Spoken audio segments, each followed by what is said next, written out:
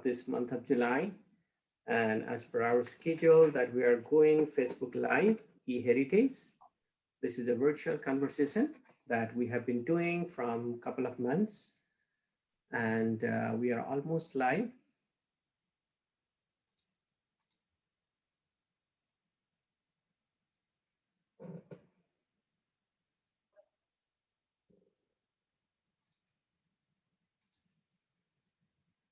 Namaste, Jojolapa, and good morning, whoever in this, our United States, as well as wherever you are, please just accept our greetings. So, e-Heritage, I would like to welcome in our show.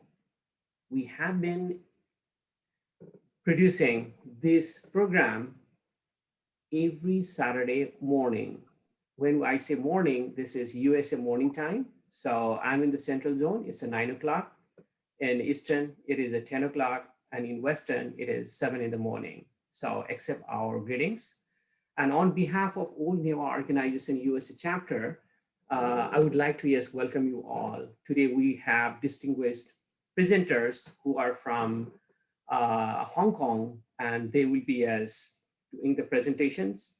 And I would like to invite both of them, as well as I have my colleague Prajwal Gurzu is also here. I would like to invite. And so before we start our presentation, today is really a very essential one. In our NEWA culture, we say Nasadya, right? Nasadya. Whenever we say it, this deity represent for the performance art.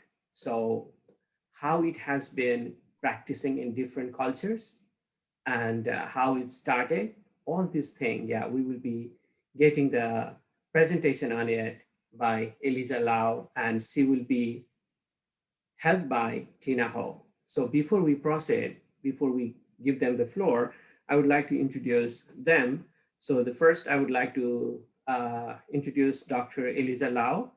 Her full name is Dr. Elisa Lao Man E, and she has a lot of expertise. She has done BSc, MCG, BA, MPhil, Buddhist study, Master in Buddhist Studies, PhD, and certified RSA. So Dr. Lau is interested in mind-body health education and has practiced meditation as a personal discipline for more than 10 years. Her first meditation practice was in the Theravada tradition and under the guidance of Mr. Siu Sik Kao at the Chi Lin Evening College of Buddhist Studies.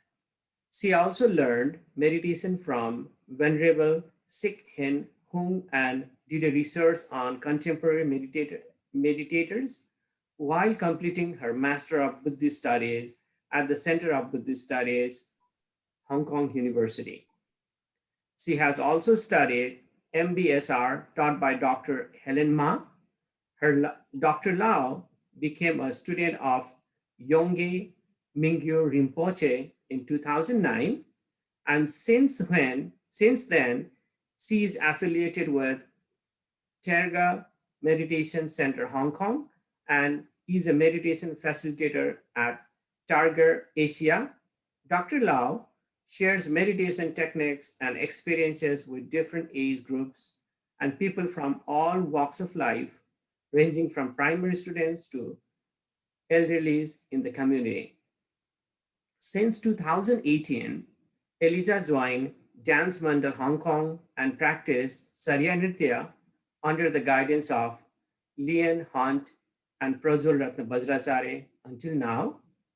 Dr. Lau is now the program director in the field of education at Bodhi Love Foundation and executive officer at the University of Hong Kong Center of Buddhist Studies. So I welcome Eliza Lau. Now I would like to introduce Tina Ho. Dr. Tina Ho focused on Chinese Buddhism teaching more than 15 years. She connected with Venerable Yongey Mingyu Rinpoche from 2008 and started to learn Tibetan meditation. In 2014, she met Charya Vajra dance teacher Lee Ann Takechu Hunt and received initiation from Prajwal Ratna Bajracharya. In 2015, in Hong Kong, she visited Nritya Mandala Mahavihara in Portland, Oregon in 2016, and further her Charya Nritya practice in 2019 in Kathmandu Valley under the guidance of Prajwal Gurju. She is now one of the main coordinator of Dance Mandal in Hong Kong since 2019 and carry on practicing Charya Nritya. So I welcome you both, and I welcome you all the yes dignitaries in our Zoom, as well as all the people in the yes who is watching us. So I would like to yes give the floor to today's presenter, Dr. Elisa Lau. Thank you, Pramesh. Thank you. So may I actually just now Pramesh said I'm going to present assisted by Tina Ho. Actually, it's the other way around. Actually, Tina helped me to prepare the whole presentation, but then I'm the person who speaks it out. That's all. That Tina has spent lots of time doing the research in the past few weeks. Okay. So may I now start sharing the PowerPoint? Yes, please. Right. Okay. Now, today our topic is the blessing of Padmanateshvara. Perhaps maybe just a very brief explanation of what this name Padmanateshvara means. It means one of the manifestations of Avalokiteshvara with 10 arms. And so maybe in my presentation, and I will then explain to you, our connection with Padmanateshvara and how we come about, wanting to present this topic.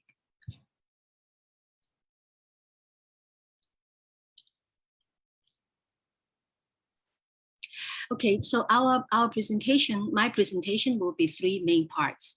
The first part is about actually, just now I said Padmanateshvara is one of Avalokiteshvara, and in fact is one of the 108 forms of Avalokiteshvaras that is available to us in our cultural heritage. So I will spend some time on that.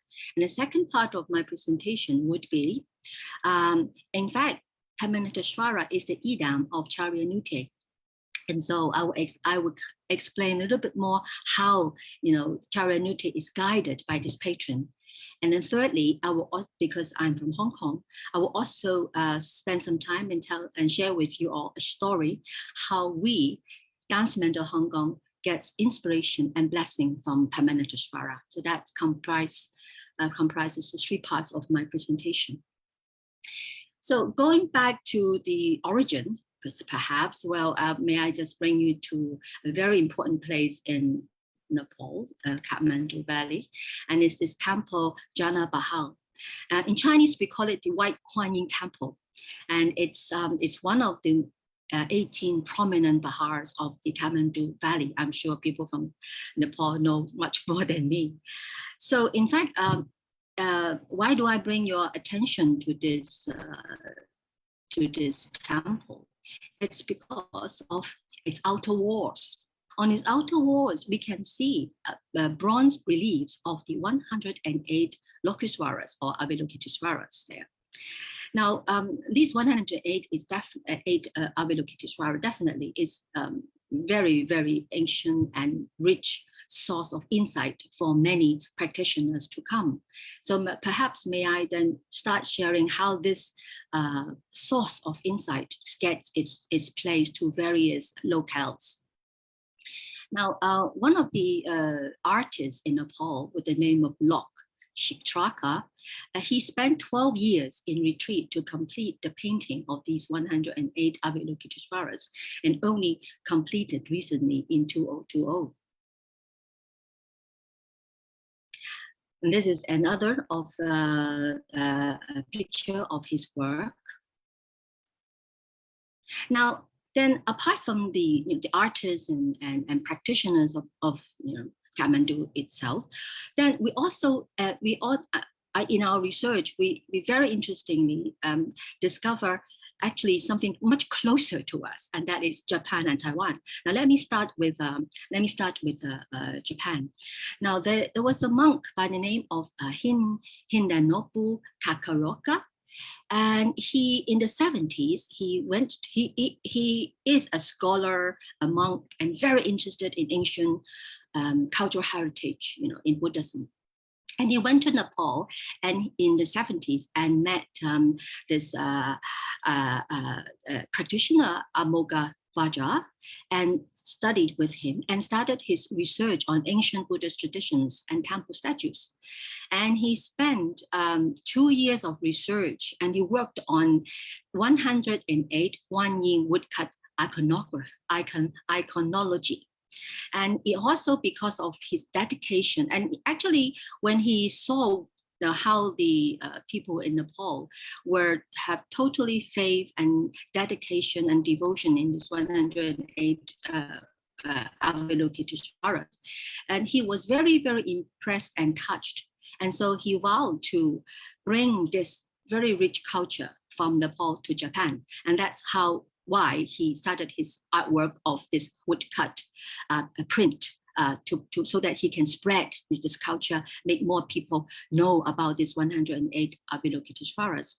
And so between 75 and 80s, in a few years' time, and he worked with local artists and also a group of believers and supporters, and then worked on this 108 woodcut prints of Avalokiteshvaras, and it was created successfully. Apart from that, actually, this monk, Hidenobu, he actually had contributed a great deal to the restoration of ancient cultural heritage in Nepal. So definitely his work is something that is really, it becomes a treasure of its own, I would say. Now this is his work. This is a collection of his woodcut print. And so, as I said, as I put in this slide, so he became interested in the 108 Lokeshvaras, and he wished to introduce this very precious tantric heritage. So he worked with local artists and devotees and so on. And then he produced this woodcut print collection. Each piece of paper is handmade. Each piece of paper is actually made from materials collected in Himalayas. And the work got completed in 1970, 1979, 1980s. Now, very interestingly, he is not the only person who is interested and amazed by this very rich cultural heritage. Someone in Taiwan by the name of Venerable Xingdao, he actually was very interested in Kwaning, Avalokiteshvara, since he was young. And he heard that there were this 108 manifestations and portraits of Avalokiteshvara in Nepal, and he was very interested. And he started to hunt for information on it, and he wanted to have that replica, the same sculpture, the same thing, bring it to Taiwan. So he started working, doing research, and lo and behold, he heard of this monk in Japan, and he got in touch with him and got a lot of inspiration. And actually, when Xingdao, Venerable Xingdao started his project, they knew very little about exactly what do these 108 Avalokiteshvaras look like. So he said, we started with only one tanka, that's all, right? But it's the devotion, the desire, the wish to learn more and to be connected to Avalokiteshvara that made him, look for, related sources. And fortunately, he got in touch with Hidenobu Takaroka, and they started doing it in Taiwan.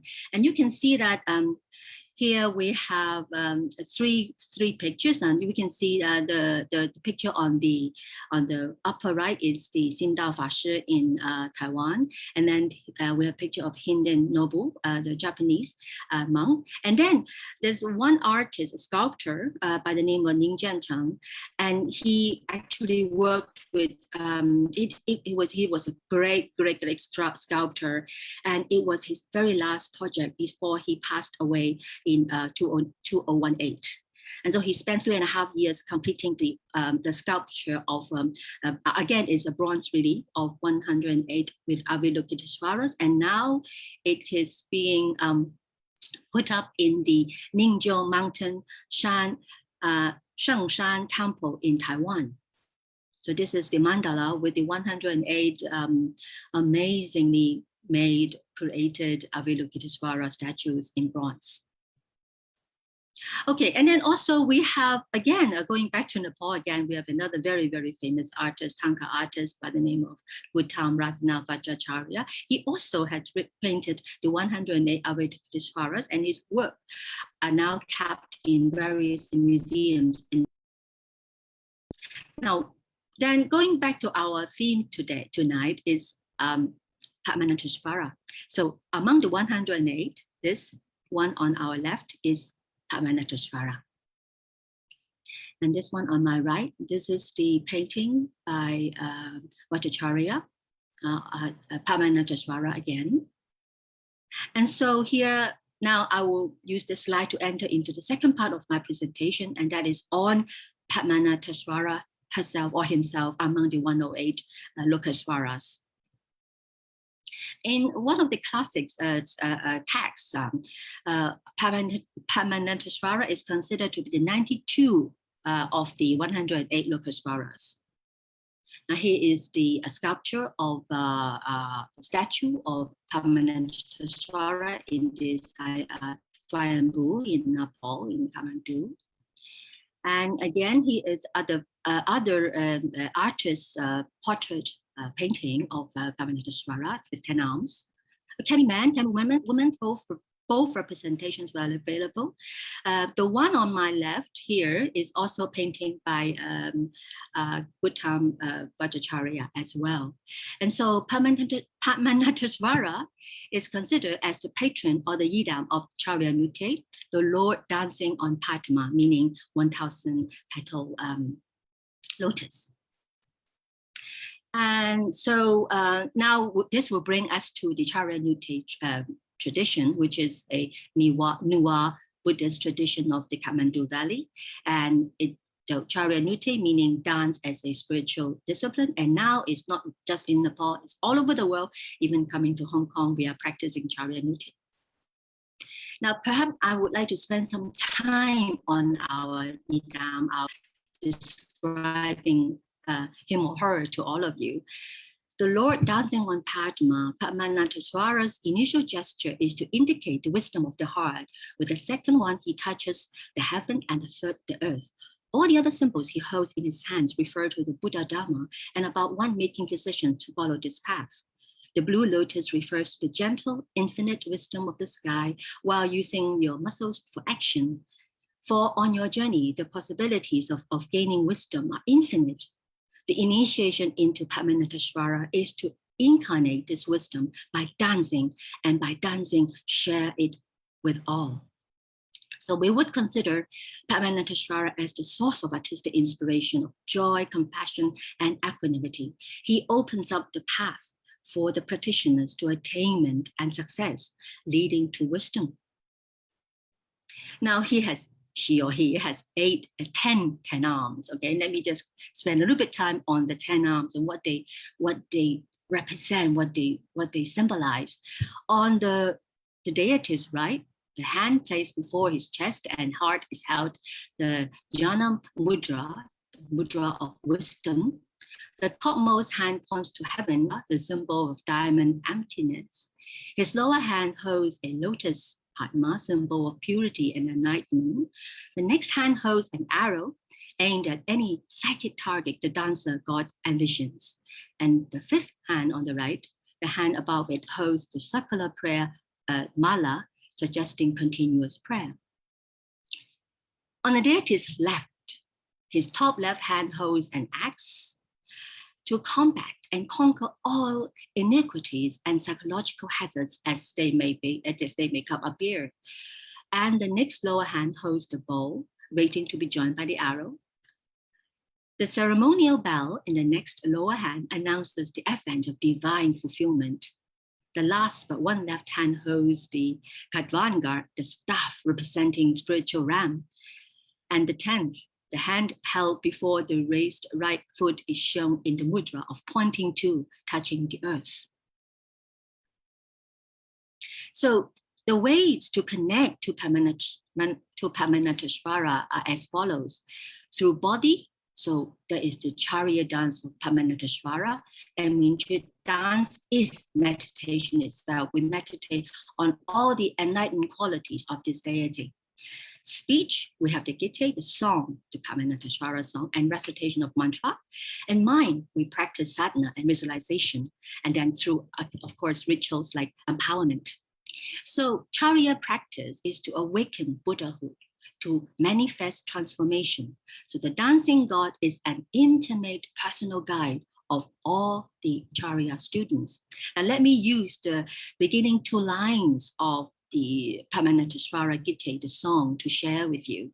It says, Padma, excuse my Sanskrit's not very accurate, I try. Padma Nateshvara Chandra Rupa Rupa Dari, meaning Padmanateshvara, the god of dance, has this moonlight face, and Sukhi Nachari Mocha Magalaya, with pleasure, happiness, she's dancing, and then with giving you all the path of liberation.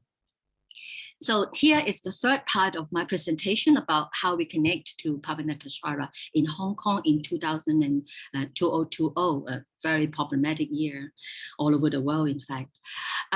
We're very much inspired by our patron, our e-Daboo. But then 2020 is in the midst of social unrest, as you all know, heard from the world news. And then following that, the eve of the pandemic. And so how did we then, be connected to Padmanateshvara in such very tricky times, and still with the intention, pure intention of bringing peace, harmony, and health to Hong Kong? So I'm like to spend the next few minutes on our story.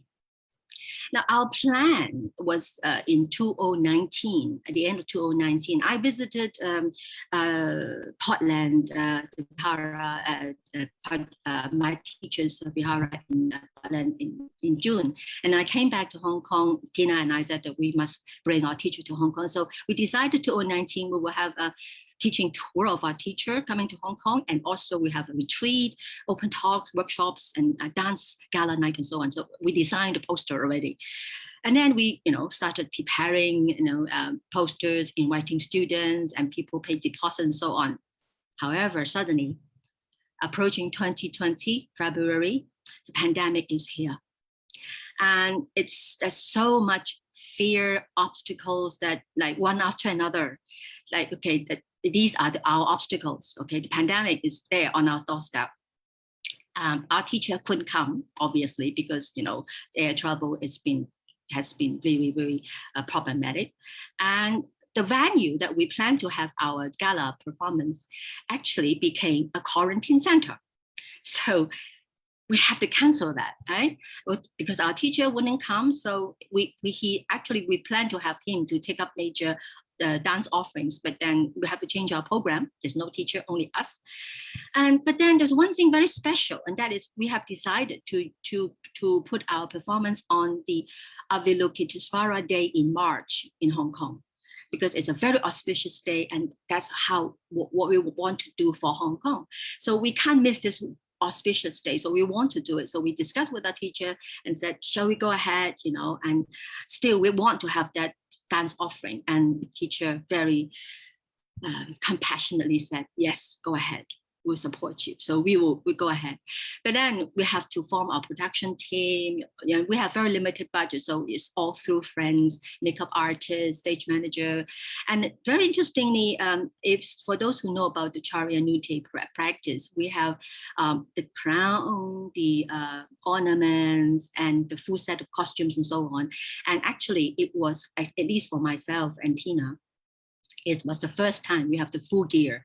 We thought that our teacher is to come and help us to put that on and teach us what to do, but we have to learn ourselves and actually learn from him through Zoom again.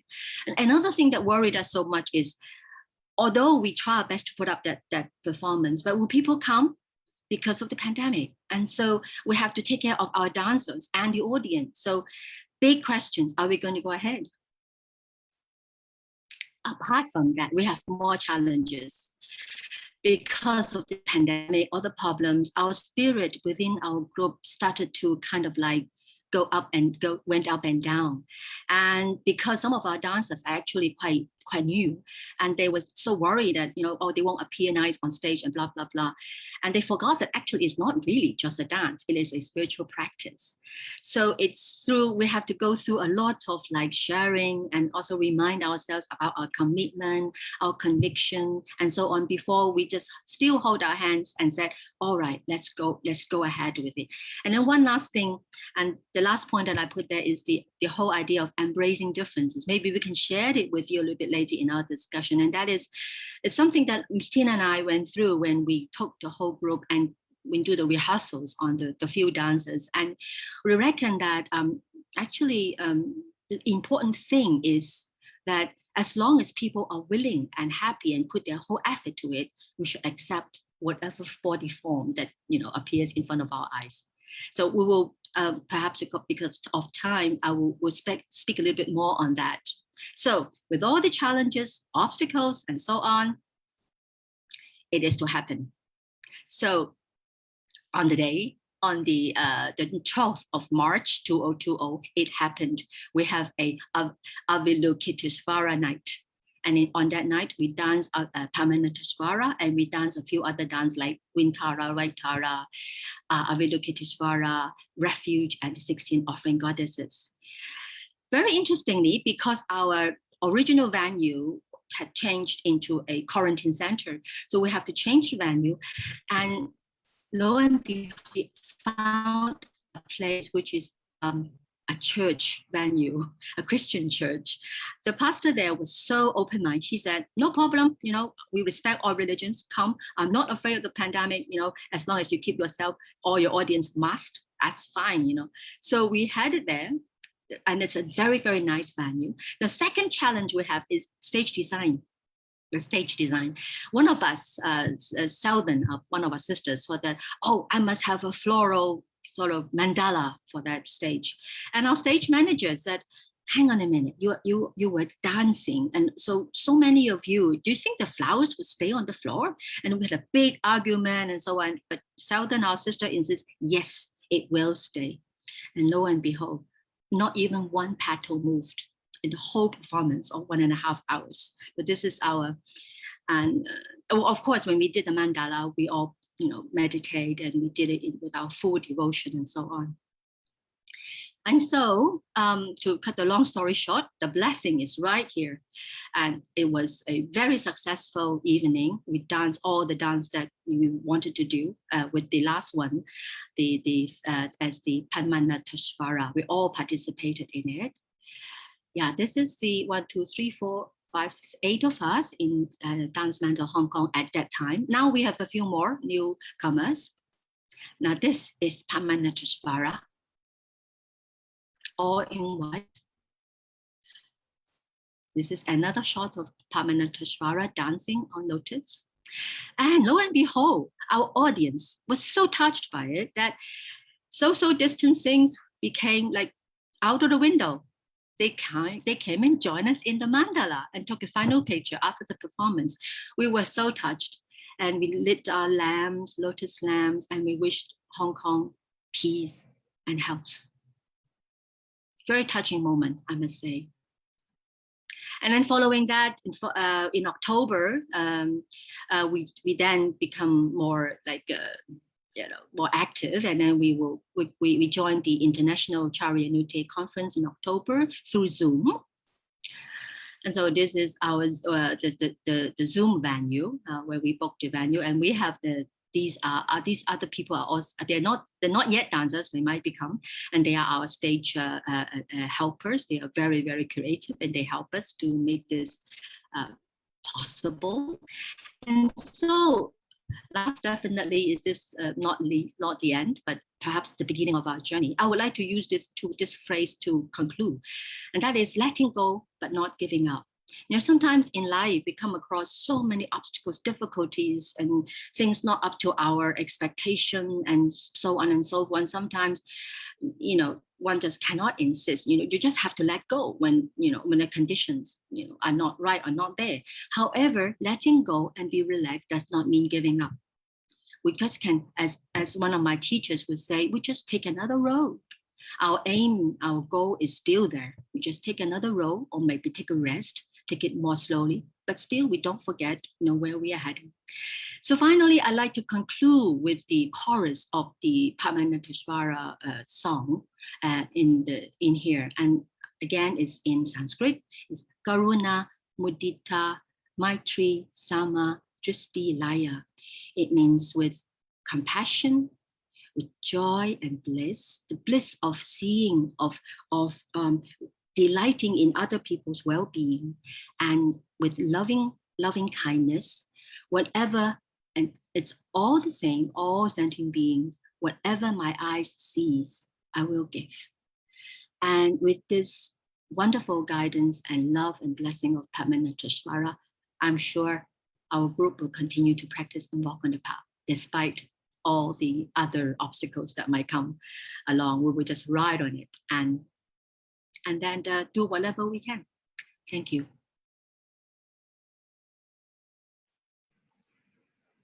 Thank you, Eliza. So I was so touched. I mean, being a Newa and being a I was born in Kathmandu. I spent most of the time in Kathmandu, and I have been seeing all of these. And Jan Baha, where you started the today's topic, that place has been my, almost every day I used to go there. So the way that you have put the words and defining the compassion and how the blessing of Padmanateshvara in our Newa language, we say Nasadya also. And I have been very, I feel really blessed when, the wealth of the wisdom that you have put here is so amazing. So saying so, Tina, would you like to add anything on this? Hi, all. Nice to meet you all. First of all, thank you very much.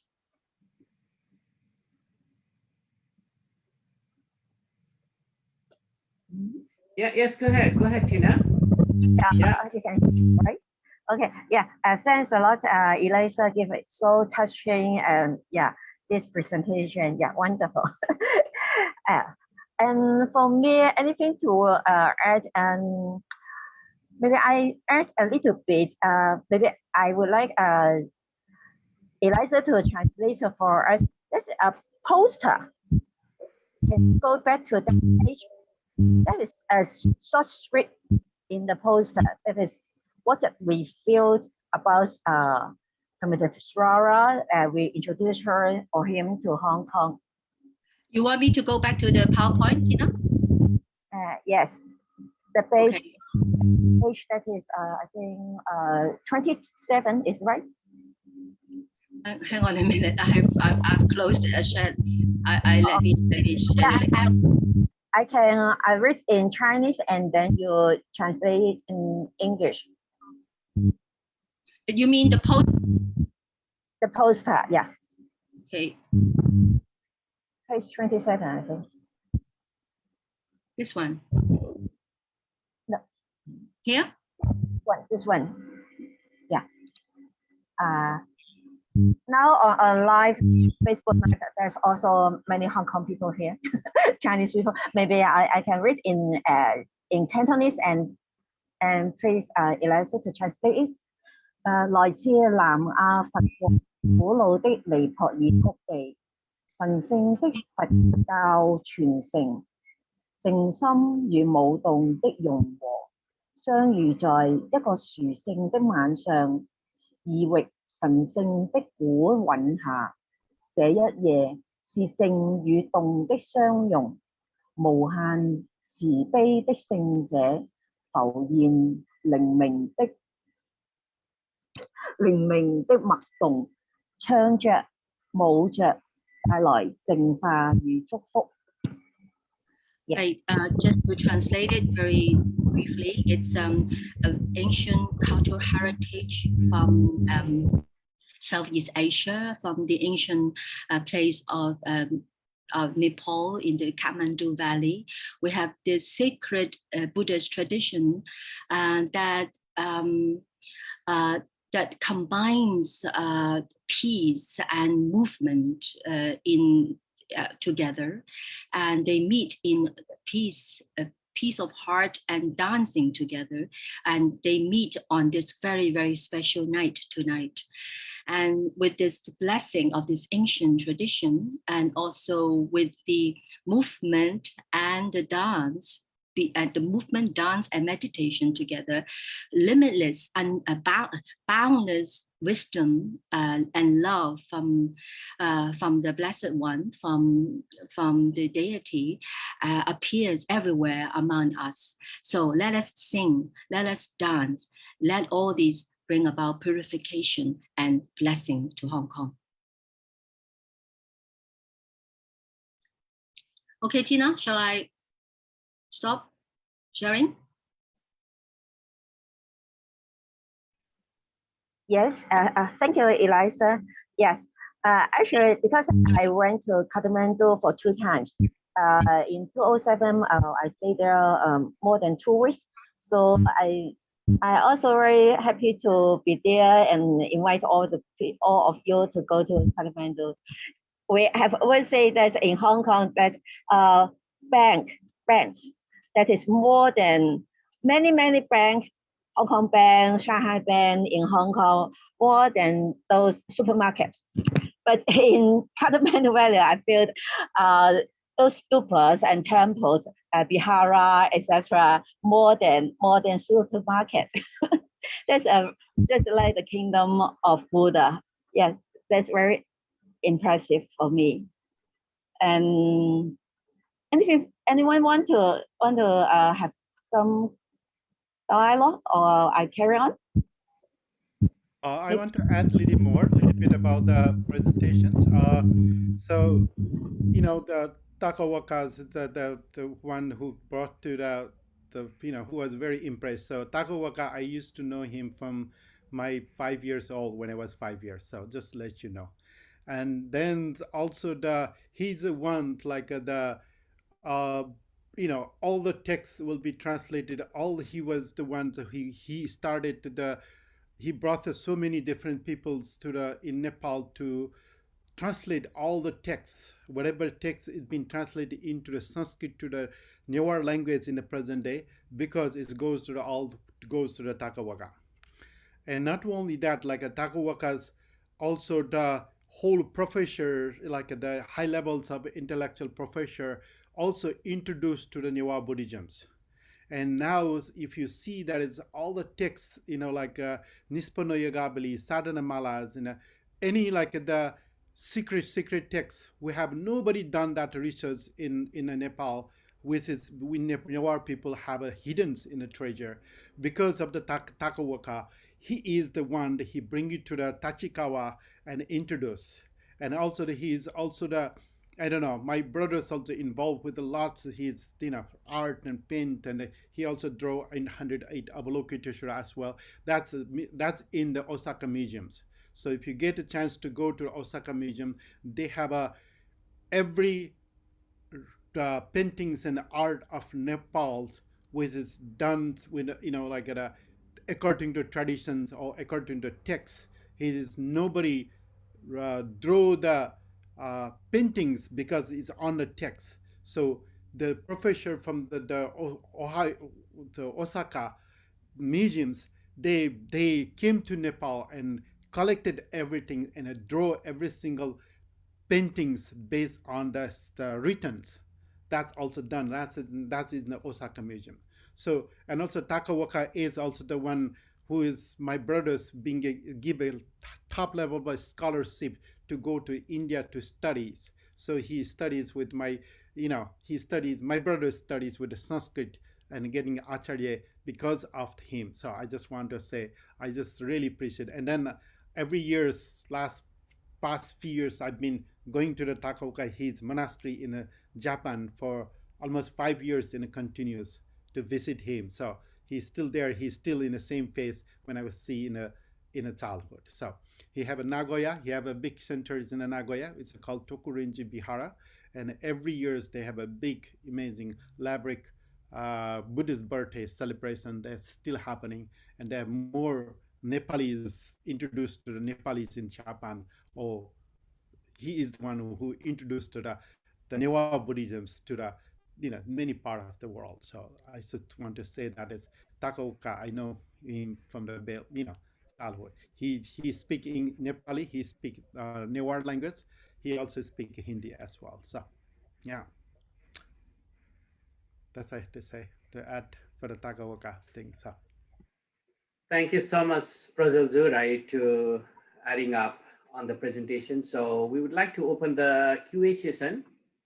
So is there any questions that, yes, I think Yamuna Yogini, I thought that, yes, she wanted to ask some question. Yes, Yamuna.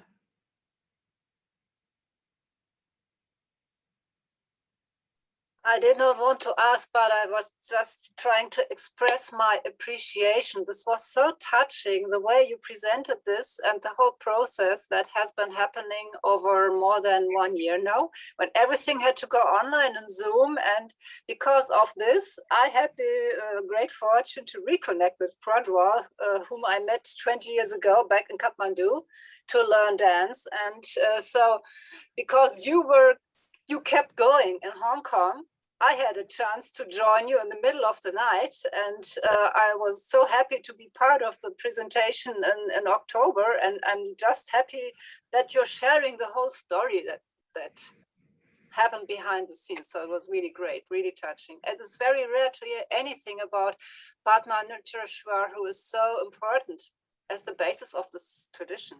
You hear about Tara and Manjushri all over the place, but where do you hear more about Padmanateshvara? Thank you. Thank you, Yamuna. Yes, Daya Sakya. Thank you so much for both of you. It's very delightful presentation. So because in Newa tradition, when you use the name Padmanateshvara, is definitely Sanskrit term. But in local Newa language, that Padmanateshvara is also used as a Nasa deer. So all the Nasa deer are very respected shrines everywhere in local places, local localities. But one thing I'm not clear still, that why the Nasa deer, is it really a Padmanateshvara or something else? In most of the Nasa deer places, there is no image.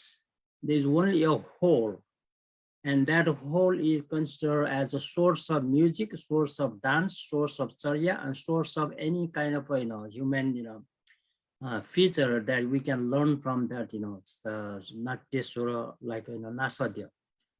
So when I say Nasa, so Nasa is the word that we consider as a some kind of feature within human beings, that if somebody is well-known person, but he has no Nasa, and that means he's not no longer respectable in a society. So the word Nasa means the siddhi. So siddhi in Sanskrit. So siddhi means the ability of being a human. So if the ability of being a human as in a real form, but that human can also act like a dog, right? So that means he has a ability of becoming like a dog in a dance. So that is the Nasa. You need to heritage, you need to get get the lessons from anyone who you are performing.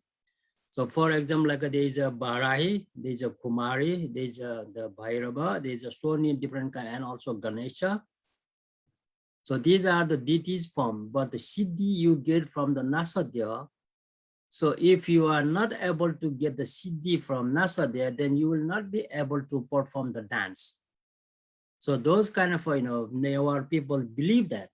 So that's why from the presentation of this, Padmanateshvara and the Nasadya, if we compare together, people consider as the same image.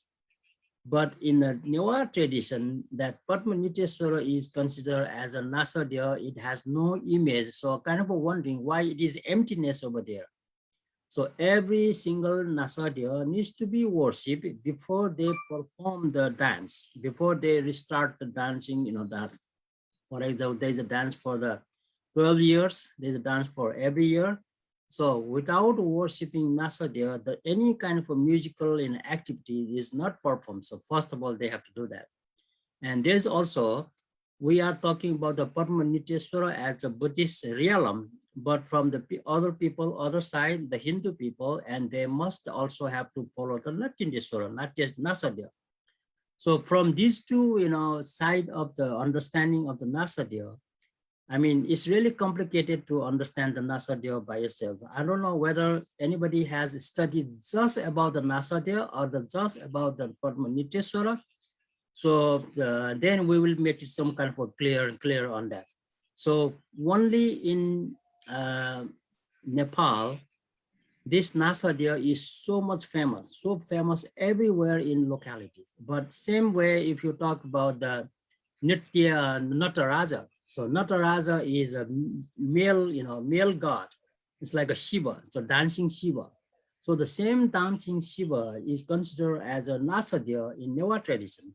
But from the Buddhist perspective, we are considering the Padmanateshvara as a source of inspiration for the dance and music.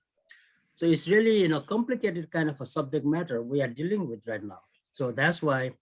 So from that angle, if anyone from your group looking at the concept of a Nasadya, so there might be more information we can dig out.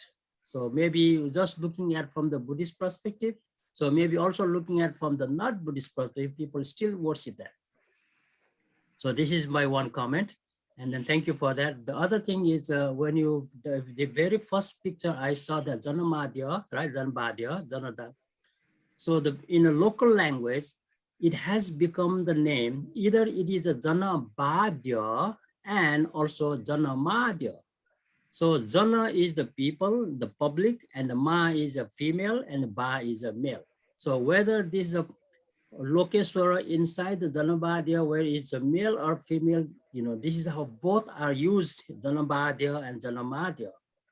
So the paintings decorated surrounding in the temple was drawn by Siddhi Muni Sakya. Siddhi Muni Sakya, so who is from Itumbaha, and then he passed away a long time ago. He was also honored by the Royal Nepal Academy when royal families were still alive at the time. So he was one of the very much famous artists in Itumba, and his father was Ananda Muni. So Ananda Muni painted the welcoming of Buddha in Lumbini. So that painting was very famous. So since a lot of the Newar people, they know how to do the very minute small tanka painting. And one of the paintings of the all 108 Lokeswara in Janbahadya was done by Siddhi Muni Sakya. So at the time I was still in Nepal when it was inaugurated. There was a huge puja. The ritual took place at the time. So this is just a side information for all of you. And then I really, appreciate both of you have done this kind of a work. So definitely we need to keep going study of the Newa heritage. So it is very important for all of us, the new generations, to come up with some, the habit of study of the Newa generation. So I really like to thank you very much for both of you for coming up with this and wonderful topic on that. Promise, back to you. Thank you. Thank you, Daya Sakya. Thank you so much for adding some of the points that which has very meaningful in this presentation. So I would like to bring you the thing that today the presentation was done by Dance Mandal Hong Kong, and if you see the topic, the blessing of Padmanateshvara. So they have given how the blessing has meaningful when they were doing the performance. That's what I thought, and that's what I got it from the presentation. And on top of that, I'm really, really happy to see that, yes, how the Hong Kong people have recognized the Newa tradition, how they love the Newa tradition. Even, yes, as on the presentation that she has introduced about how the Newa tradition has flourished in Japan and how it is doing in the Hong Kong, right? These are the things that we should be very proud. And same way that we have always the fear of the transfer of knowledge and how the not only the Newa people, the all over the world that yes, who has recognized the Newa tradition, Newa heritage, Newa culture, how they have been transferring the knowledge.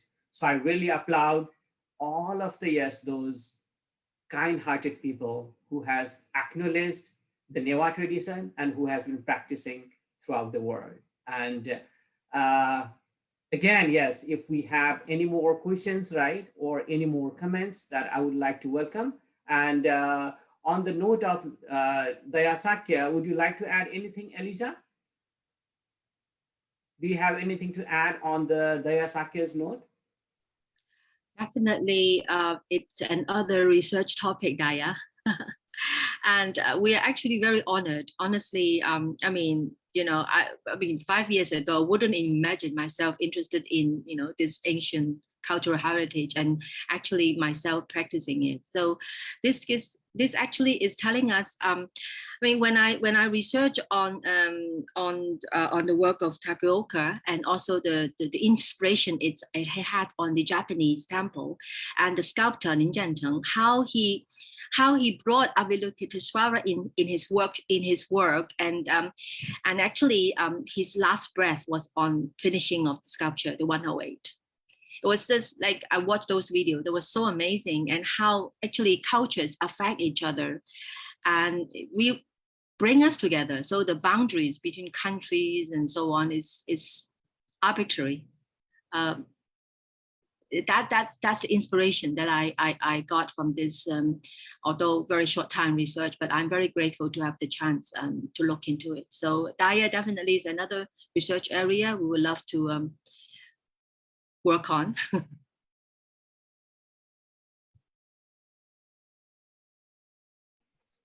Thank you so much. Yeah, so I think that we are almost at the end. So I would like to give the floor to my colleague, Prajal Vajracharya, who is also the director for the Heritage Division of All Newa Organization, USA chapter. So Prajal, the floor is yours. So let's go with the concluding remarks, please. Thank you. So both of you, it's just amazing. So, everybody's having really touched with that. It's whatever you did the presentation. I was also even my shock, like, wow, how that happened with the Takawaka is there, I was just like, see him like it's just like my blessing. So I always get a blessing from him, to going his temples, just being there, it's feel like we also build the stupas in that area. So 90 is the 90s. So my father's consecrated the stupa in his Bihara in the Tokyo. Now they have two stupa in his Bihara in Nagoya. So it is amazing. And also the Padmanateshvara is really important that it is in, no matter it's dancer or not, wherever that is. If you need to pray for that to grow your inner talent, that's what the NASA is like. You have some inner talent which is hidden in your own body. And lots of people doesn't know that way. Like you just follow with the other part, like you do lots of different things which is not in your body. So NASA means that way is like bring you that inner talents to share with the other people. So that's why whatever you are doing, it's whatever you have in your talents, if you can get it out, and that's where the success come.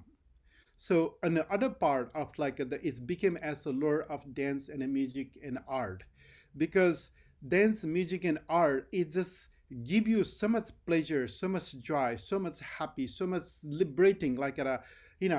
For the life, what do you need for the life? For the life is you need to live in a happy way. You need to live in a joyful way. You need to live the communities to blend in making happy everywhere. That's the Buddha nature. So having the Padmanateshvara and visualizing the Padmanateshvara and bringing the Padmanateshvara is the joy. and that's ways to lead to the liberations. And the other parts with the Dayada is mentioned about the only hole in Nepal, and there's no such a figure. So idea is like the Buddhist principles about like you have so much talent, it is hidden there, you don't see that it's in outside. It's basically give you the emptiness, source of the emptiness, source of understanding the true nature in the reality is the emptiness. So that's why the Padmanateshvara is been in the thousands of years, it been carried on. And any things you do, so you need to seed the plant. So this what I do, it's make me liberation, let me make me joy, make me happy. So that's why they are in the every corner in the Kathmandu Valley. There is a Nasadya. And Padmanateshvara is a little bit not known outside because we have a different culture and different politics, so it's moving into different directions, and it became everything is to the Nataraja because there are more populations in a Nataraja, it goes to all the Shiva.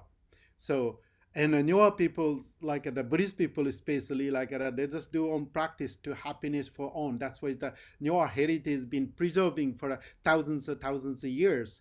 It just they don't want if people doesn't what to call people like in all different religions and all different peoples, they came because this is they try to making a distinct discriminations, which is like oh, this is not my art, this is not my part, this is not my religion, and those people's making a discrimination, but newer people just keeping it inside and creating the happiness. If you go in Nepal, that's what's the beautiful about the Kathmandu valleys. In every 5 minutes, if you walk, there is a Buddhas and Bodhisattvas always there.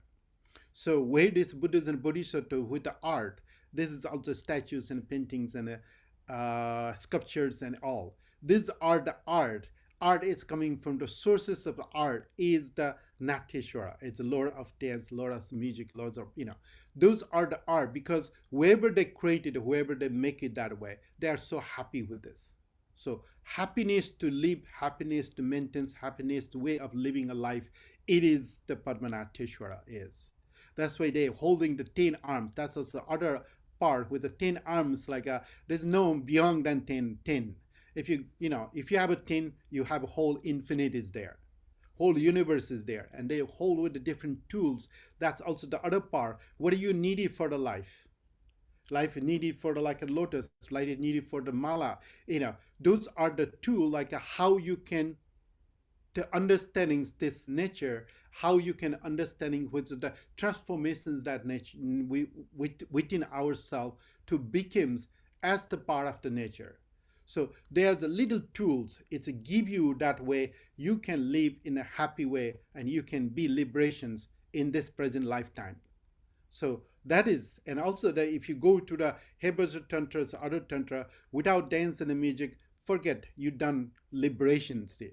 But in a part of the dance and the music, that's not like what you see in the present day as the dance.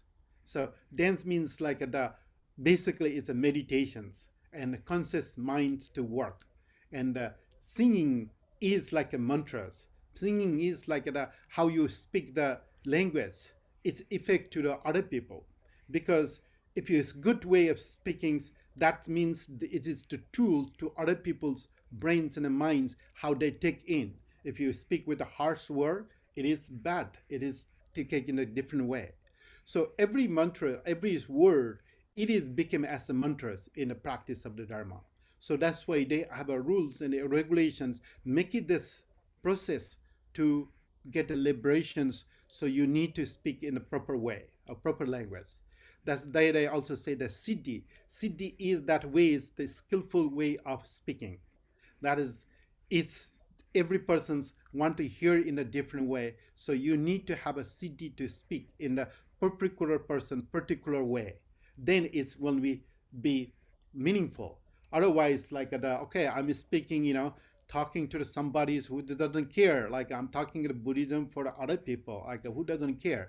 What is the point of the speaking with this, So that's the why siddhi is that it's the way they use the terminology, they use that path. So I speak that is meaningful for that person who can hear properly. That's the other reasons with the Sakyamuni Buddha, 84,000 sutras come there. He speak basically based on who are the people. So that is the all about the nasadya is the emptiness hole is there, which is that they have a eyes open. They also the if you see the nasadya, there's nothing there basically. Eyes basically. Even sometimes doesn't have a mouth or nose or anything. The eyes you see that way.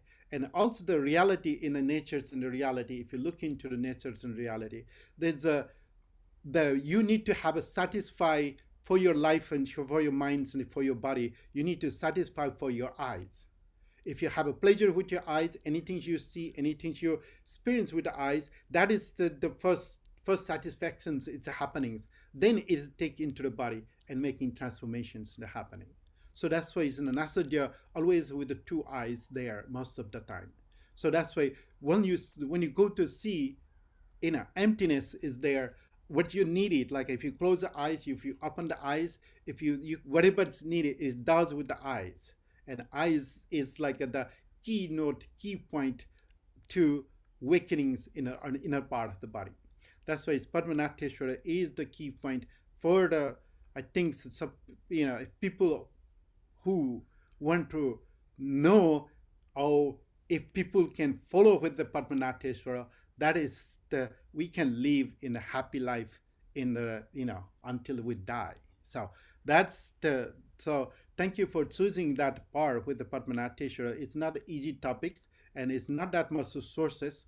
As they say, we need to have a different studies have to be done, that deeper studies have to be done in the Padmanateshvara, and not that much be done because in the scholars levels in the Nyewa Buddhist traditions, it's not that much people who's going to study, or in Nepal especially doesn't have a budget to do anything there, so we don't produce in a scholars that much in Nepal. So but there's lots of different topics as a part of the heritage.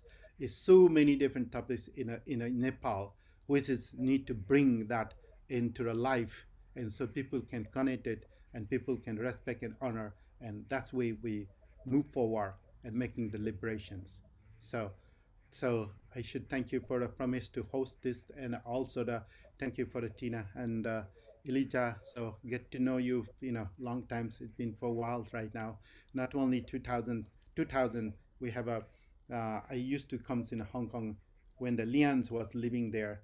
So Lian and then she was started teaching there, but the Hong Kong dance mandala is from only the 2000. So that is so happy. That is, I also give you thank you for the Lians who started in Hong Kong. So that is happening. So, and Hong Kong is my first students in Portland. So when I come to the Portland.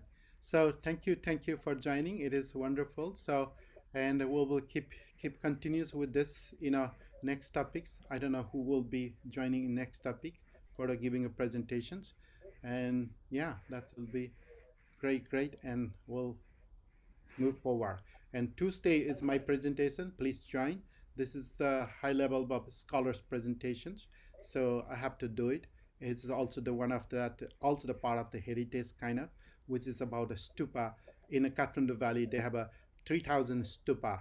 It's based on the Vajradhatu Mandala, and then Vajradhatu Mandala is been in Nepal for decades, like So that is my topics to give a talk on next coming Tuesday, 7 o'clock. Link is in my webpage. Also, if you sign up for the link with them, they will send you the link for whole serials of the talk. So we have a whole month up to July. We'll be giving talk on based on that, the Vajradhatu Mandala. So yeah, you can join. It will be great. So, closings today for this part. Anybody, any things to say? I think so. We should stop recording and. Can we stop live? Then I can speak a little bit. Yeah. Well, this is after. This is still we are on live. Just sorry to disturb. Sorry to interrupt you. So we are still on the live.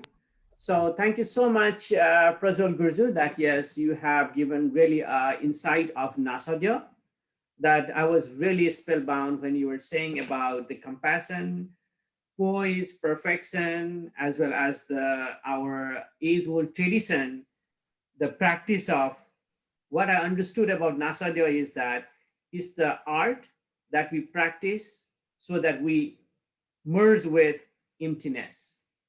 That's what I understood now about the Nasadya, whereas Padmanateshvara, I'm really happy to see that how the tradition has been flourished in not only in Kathmandu, not only in the United States, now it's going beyond that.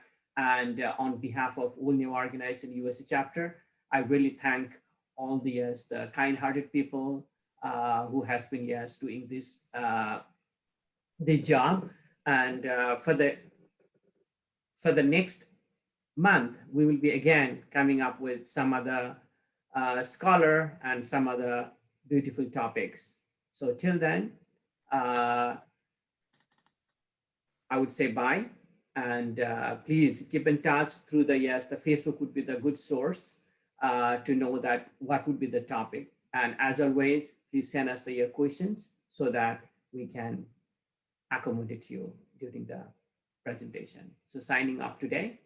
Thank you, and thank you.